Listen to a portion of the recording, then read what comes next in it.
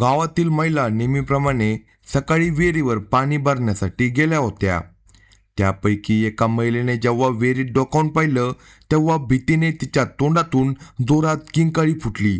बाकी महिला तिच्या किंकाळीचा आवाज ऐकून धावत आल्या आणि त्यांनी जेव्हा विहिरीत पाहिलं तेव्हा त्यांच्या देखील पायाखालची जमीन सरकली. विहिरीतील पाण्यावर एका तरुणाचा मृतदेह तरंगताना दिसत होता. महिला घाबरून किंचाळत तिथून पळून गेल्या. त्यांच्या किंकाळ्याचा आवाज ऐकून गावातील इतर लोक तिथे जमा झाले. लवकरच ही बातमी संपूर्ण गावात पसरली आणि लोक मंदिराजवळ असलेल्या त्या विहिरीकडे धावत येऊ लागले. काही वेळातच घटनास्थळी शेकडो लोकांची गर्दी झाली. दरम्यान कुणीतरी पोलिसांना माहिती दिली की विहिरीत एक मृतदेह तरंगत आहे. माहिती मिळताच पोलीस अधिकारी देखील आपले पोलीस पथक घेऊन घटनास्थळी रवाना झाले. रवाना होण्यापूर्वी त्यांनी या घटनेची माहिती आपल्या वरिष्ठ अधिकाऱ्यांना देखील दिली होती. पोलीस अधिकारी घटनास्थळी पोहोचले तेव्हा त्यांनी गर्दी बाजूला करून स्वतः विहिरीत डोकावून पाहिलं. खरोखरच पाण्यावर एका तरुणाचा मृतदेह तरंगत होता. विहिरीजवळ रक्त पसरलं होतं आणि एक मोटारसायकल देखील उभी होती. पोलिसांनी अंदाज लावला की मोटारसायकल मृत व्यक्तीची असू शकते किंवा खुनीची असू शकते. मोटारसायकल नोंदणी क्रमांक पाहून पोलिसांनी RTO ऑफिसमधून माहिती मिळवली. तपासात समजलं की ही मोटारसायकल मोहम्मद नदीम याच्या नावावर आहे, जो कानपूर येथे राहत होता. तथापि विहिरीत सापडलेला मृतदेह मोहम्मद नदीमचा आहे की इतर कोणाचा हे निश्चित सांगणे कठीण होते. त्यानंतर पोलिसांनी विहिरीतून मृतदेह बाहेर काढला आणि ओळख पटवण्यासाठी मोहम्मद नदीमच्या कुटुंबाला बोलावण्यात आलं. तसेच नदीमची आई आरफा बेगम तिथे पोहोचली आणि तिने आपल्या मुलाचा मृतदेह पाहिला आणि ती जोराजोरात रडू लागली. तिने पोलिसांना सांगितलं की हा मृतदेह तिच्या एकुलता एक मुलगा मोहम्मद नदीमचा आहे. आरफा बेगमने सांगितलं की काही काळापूर्वीच तिच्या नवऱ्याचा मृत्यू झाला होता आणि आता तिचा एकुलता एक आधार असलेला मुलगा देखील तिच्याकडून हिरावून घेतला गेला आहे. त्यानंतर पोलीस अधिकारी अवनीश कुमार यांनी मृतदेहाची तपासणी सुरू केली. मृत व्यक्तीचे वय सुमारे 25 ते 30 वर्षाच्या दरम्यान होते. त्याची हत्या चाकूने वार करून करण्यात आली होती. त्याच्या डोक्यावर आणि मानेवर खोल जखमा होत्या. मृतकाचा मोबाईल फोन आणि पाकिट घटनास्थळी सापडले नाही. त्यावरून पोलिसांनी अंदाज लावला की या वस्तू कदाचित विहिरीत पडल्या असतील किंवा खुनी त्या सोबत घेऊन गेला असेल. थोड्याच वेळात ॲडिशनल SP प्रेमचंद आणि CO संतोष कुमार सिंग हे देखील घटनास्थळी पोहोचले. त्यांनी घटनास्थळाची तपासणी करण्यासाठी फॉरेन्सिक टीमला देखील बोलावले. फॉरेन्सिक टीमने तिथून आवश्यक पुरावे गोळा केले तर पोलीस अधिकाऱ्यांनी घटनास्थळाची बारकाईने पाहणी केली. ॲडिशनल SP प्रेमचंद यांनी घटनास्थळी उपस्थित असलेली मृतकाची आई आरफा बेगम आणि त्याचे मामा ताहिर यांच्यासोबत देखील चर्चा केली.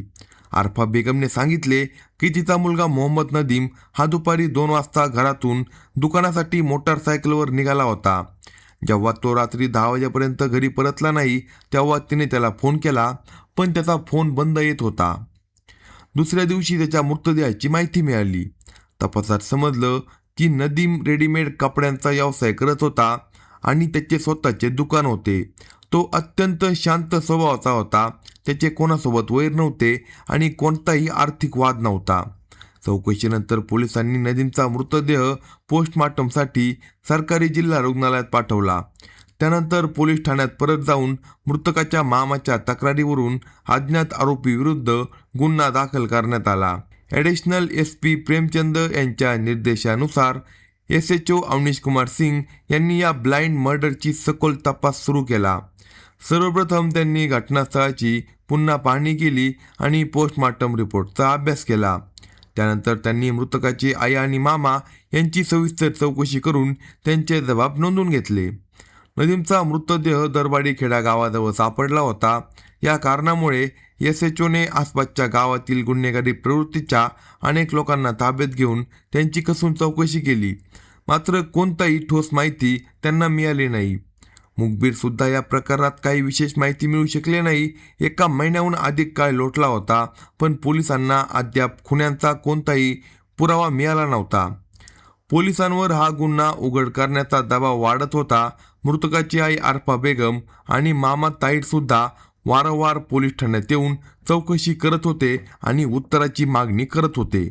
एके दिवशी SHO अवनीश कुमार सिंग यांनी आपल्या सहकाऱ्यांसोबत नदीमच्या हत्येच्या प्रकरणावर चर्चा करत असताना त्याचवेळी एक तरुणी त्यांच्या कार्यालयात आली. ती तरुणी पाहायला मुस्लिम समाजातील वाटत होती. SHO अवनीश यांनी आपल्या सहकाऱ्यांना बाहेर जाण्याचा इशारा केला आणि त्या तरुणीला बसायला सांगितलं. त्यानंतर त्यांनी तिला सांगितलं की तू आपली ओळख करून दे आणि आपली समस्या सांग. आम्ही तुमची मदत करण्याचा पूर्ण प्रयत्न करू. त्या तरुणीने आजूबाजूला पाहिले आणि हळू आवाजात सांगितले, सर माझं नाव जिनत फातिमा आहे. मी मृत नदीमची बायको आहे. मी खूप कठीण परिस्थितीत लपून छपून येथे आले आहे. मी तुम्हाला एक असं सत्य सांगण्यासाठी आले आहे जो ऐकायला विचित्र वाटेल आणि ज्यावर विश्वास ठेवणे देखील कठीण जाईल. अवनीश कुमार सिंग यांनी थोड्या उत्सुकतेने विचारले, काय सत्य? सरळ सरळ सांग आणि जे सांगायचे आहे ते खरं सांग. त्या तरुणीने उत्तर दिलं, सर माझ्या नवऱ्याच्या हत्येचं रहस्य माझी सासू आरफा बेगमकडे आहे. मला पूर्ण खात्री आहे की तिनेच माझ्या नवऱ्याच्या हत्येची योजना आखली आहे. अवनीश कुमार सिंग यांनी तिच्याकडे रागाने पाहिलं. तुझ्या बोलण्यावर विश्वास ठेवणं थोडं कठीण आहे. एखादी आई आपल्या एकुलत्या एक मुलाचा खून का करेल? पण तरीही मला जाणून घ्यायचं आहे की तुला असं का वाटतं? तुझ्या संशयाचा आधार काय आहे? तुझ्याकडे काही प्रूफ आहे का? जिनन फातिताने गंभीरपणे सांगितलं, पहिली कारण म्हणजे माझी सासू घर आणि दुकान विकू इच्छित होती, तर माझा नवरा त्याला तीव्र विरोध करत होता. या कारणामुळे त्या मायलेकांमध्ये नेहमी भांडण होत असायचं की माझ्या नवऱ्याच्या विरोधामुळेच माझ्या सासूने हा भयानक निर्णय घेतला असेल. हे ऐकून अवनीश कुमार विचारात पडला. त्याच्या मनात प्रश्न निर्माण झाला, खरंच एखादी आई इतकी निर्दयी असू शकते का, जी स्वतःच्या इच्छांसाठी आपल्या मुलाचा जीव घेईल? ते गंभीर विचारात पडले की खरंच आरफा बेगमने आपल्या मुलाचा खून केला आहे का, की जिनत फातिमा काहीतरी लपवत आहे? कदाचित तिचा त्या प्रकरणात काहीतरी सहभाग असेल का? SHO अवनीश कुमार सिंग यांनी ही केस अधिक खोलवर तपासण्याचा निर्णय घेतला. त्यानंतर त्यांनी ॲडिशनल SP प्रेमचंद यांची भेट घेतली आणि त्यांना संपूर्ण घटना सांगितली. त्यांनी या रहस्यमय खुनाच्या तपासासाठी आदेश दिले. या प्रकरणासाठी एक विशेष पथक तयार करण्यात आले. या पथकाचे नेतृत्व CO संतोष कुमार सिंग यांच्याकडे देण्यात आले. या पथकाने सर्वप्रथम मृतक नदीमची आई आरफा बेगम हिच्यावर नजर ठेवायला सुरुवात केली. तसेच त्यांनी मृतक आणि त्याच्या आईचे मोबाईल कॉल डिटेल देखील तपासायला सुरुवात केली, जेणेकरून सत्य समोर येईल. पण आरफा बेगमच्या कॉल डिटेलमध्ये कोणताही संशयास्पद नंबर आढळला नाही. यावरून हे स्पष्ट झालं की त्या कोणत्याही बाहेरील व्यक्तीच्या संपर्कात नाही. घटनेच्या दिवशी त्यांनी कोणासोबत बोलले नव्हते. मात्र रात्री 10 वाजता त्यांनी नदीमला फोन केला होता.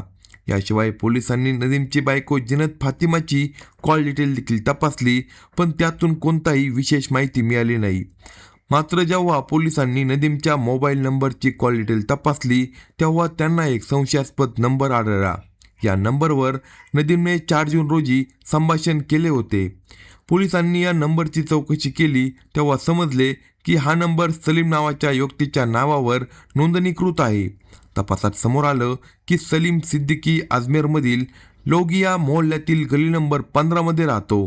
पोलिसांची टीम सलीमचा शोध घेण्यासाठी अजमेरला पोहोचली आणि त्याच्या घरी छापा टाकला, पण तो मात्र तिथे आढळला नाही.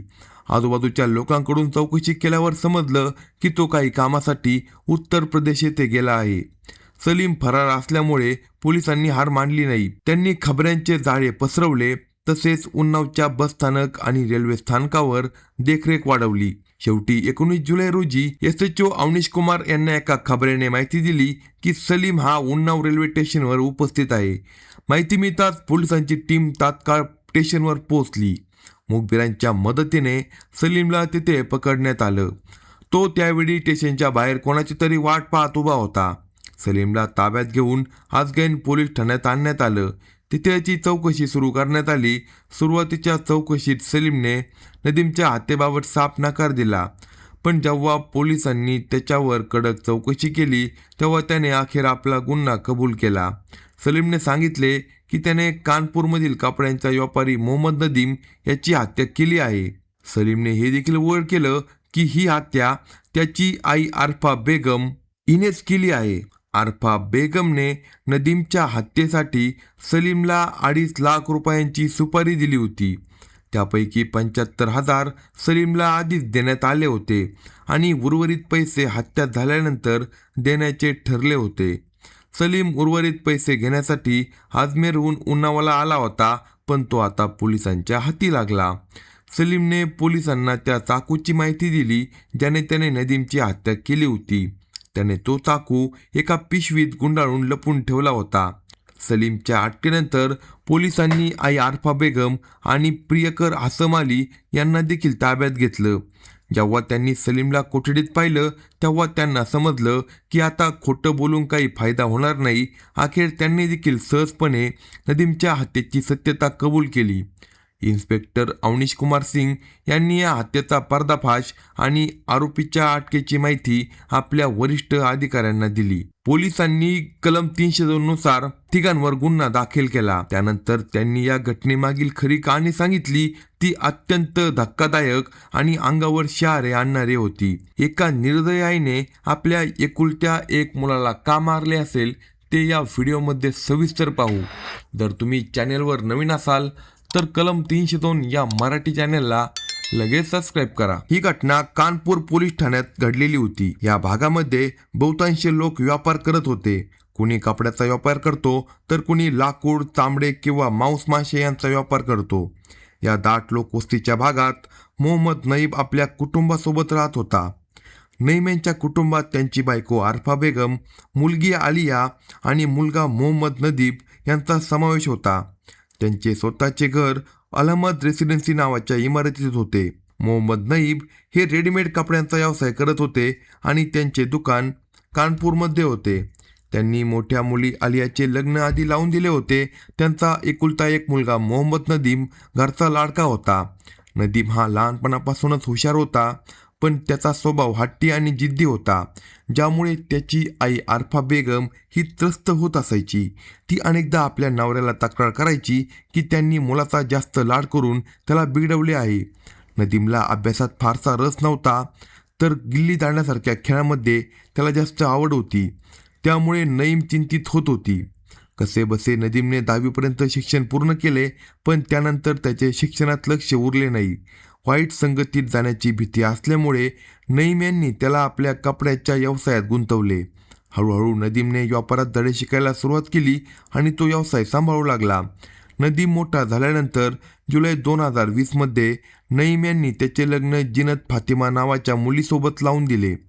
जिनत फातिमाचे वडील मोहम्मद कासिम हे भाऊपूर्वा भागातील बाकरगंज बाजारात कपड्याचे दुकान चालवत होते. या लग्नानंतर नदीमचे कुटुंब पुन्हा सामान्य जीवन जगू लागले. आरफा बेगम आपल्या घरी सुखाने राहत होती.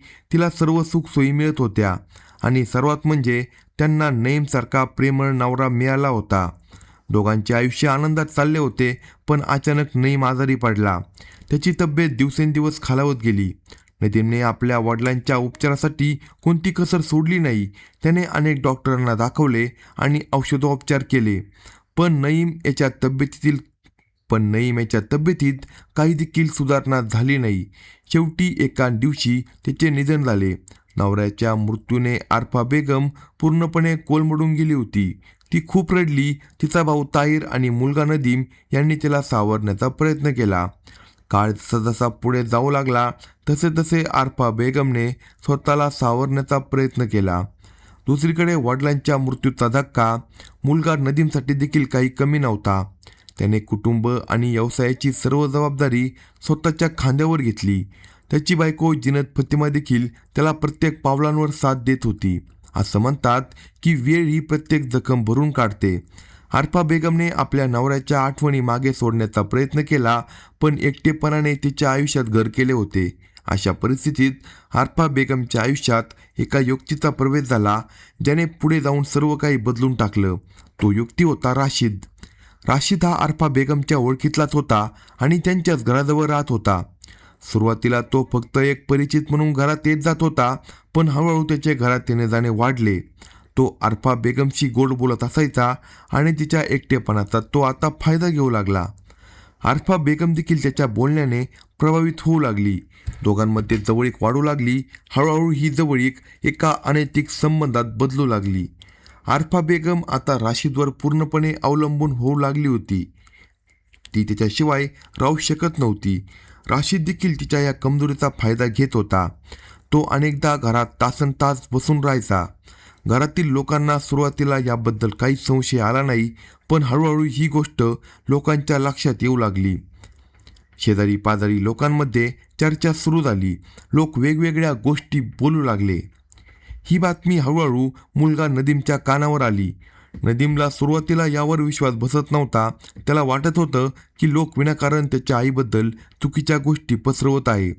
पण जेव्हा त्याने स्वतः काही गोष्टी पाहिल्या तेव्हा त्याला धक्काच बसला. त्याने आपल्या आईला समजावण्याचा प्रयत्न केला. त्याने सांगितले की लोक काय बोलतात याचा विचार कर. आपल्या कुटुंबाची प्रतिष्ठा आहे.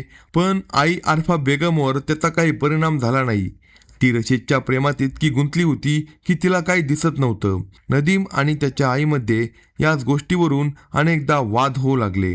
घरातील वातावरण तणावपूर्ण बनले. जिनत फातिमा देखील या सगळ्यामुळे खूप त्रस्त झाली होती. तिला हे सर्व अजिबात सहन होत नव्हते. पण ती बिचारी काही करू शकत नव्हती. ती आपल्या नवऱ्याला साथ देत होती आणि शांत राहण्याचा प्रयत्न करत होती. दरम्यान रशीदचे घरात येणे जाणे आणखी वाढले. तो आता कोणत्याही वेळात घरात येत होता. नदीमला हे अजिबात आवडत नव्हते.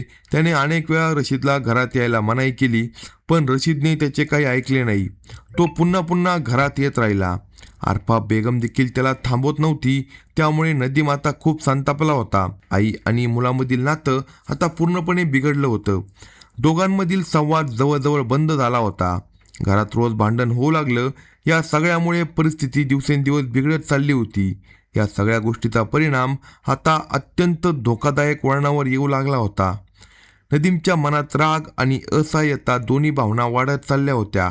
त्याला समजत नव्हतं की परिस्थिती नेमकी कशी हाताळायची. एकीकडे आईचं वर्तन आणि दुसरीकडे समाजात होत असलेली बदनामी यामुळे तो मानसिकदृष्ट्या खूप त्रस्त झाला होता. त्याने अनेक वेळा विचार केला की घर सोडून निघून जावं, पण आपल्या कुटुंबाला अशा अवस्थेत सोडून जाणं त्याला योग्य वाटत नव्हतं. तो अजूनही परिस्थिती सुधारेल अशी आशा करत होता, पण दिवसेंदिवस परिस्थिती आणखीनच बिघडत चालली होती. रशीदचं घरात येणं आता पूर्णपणे उघडपणे सुरू झालं होतं. त्याला कोणाचीही भीती उरली नव्हती. तो कधी येत असे आणि तासनतास घरात थांबत असे. आरफा बेगम त्याच्यासोबत मोकळेपणाने वेळ घालवत होती. हे सगळं पाहून मुलगा नदीमचा संतापाता अनावर होत होता. तो आतल्या आत तुटत चालला होता. जिनत फातिमा देखील या सगळ्यामुळे खूप घाबरलेली होती. तिला वाटत होतं कधी ना कधी काहीतरी भयंकर घडणार आहे. एक दिवस असा आला जेव्हा परिस्थिती पूर्ण हाताबाहेर गेली. त्या दिवशी देखील रशीद घरात आला. तो नेहमीप्रमाणे आरामात बसला होता. नदीमने त्याला पाहिलं आणि त्याचा संयम सुटला. त्याने रशीदला घरातून बाहेर जायला सांगितलं, पण रशीदने त्याचं ऐकायला नकार दिला. त्याने उलट नदीमलाच उलट उत्तर दिलं. दोघांमध्ये जोरदार वाद सुरू झाला. आवाज वाढत गेला आणि परिस्थिती अधिकच तणावपूर्वक बनली. आरफा बेगम आणि हासिम अली यांनी पूर्णपणे नदीमला मार्गातून हटवण्याचा पूर्ण प्लॅन तयार केला होता. दोघांनी ठरवलं की हा खून असा केला पाहिजे की कोणालाही संशय येऊ नये. त्यासाठी त्यांनी आधी योग्य वेळ निवडली. त्या दिवशी नदीम हा घरीच होता. त्याला काही देखील संशय नव्हता. आरफा बेगमने नेहमीप्रमाणे वागून त्याचा विश्वास कायम ठेवला. नदीमला अजिबात कल्पना नव्हती की त्याची आई स्वतःच त्याच्या विरुद्ध कट रचत आहे. हासिम अली आधीपासूनच या सगळ्यासाठी तयार होता. त्याने खून करण्यासाठी आवश्यक साधनांची तयारी केली होती. योग्य वेळ पाहून नदीमवर त्यांनी हल्ला केला. नदीम काही समजून घेण्याआधीच त्याच्यावर अचानक हल्ला करण्यात आला. त्याला स्वतःचा बचाव करण्याची देखील संधी मिळाली नाही. दोघांनी मिळून त्याला निर्दयीपणे मारहाण केली. हल्ला इतका अचानक आणि जोरात होता की नदीम लवकरच कमजोर पडला. त्यानंतर त्यांनी त्याचा गळा दाबून त्याला ठार मारले. नदीमचा तिथेच मृत्यू झाला. खून केल्यानंतर दोघांनी काही वेळ शांत बसून परिस्थिती समजून घेतली. त्यानंतर त्यांनी पुरावे लपवण्यासाठी तयारी सुरू केली. त्यांनी मृतदेह लपवण्याची योजना आखली. कोणालाही संशय येऊ नये म्हणून त्यांनी मृतदेह विहिरीमध्ये टाकून दिला. या सगळ्या घटनेत सर्वात धक्कादायक गोष्ट म्हणजे एका आईने स्वतःच्याच एकुलत्या एक मुलाचा खून केला. अशाच नवनवीन क्राईम स्टोरी ऐकण्यासाठी कलम 302 या मराठी चॅनलला सबस्क्राईब करा आणि आपल्या प्रतिक्रिया कमेंट बॉक्समध्ये कळवा.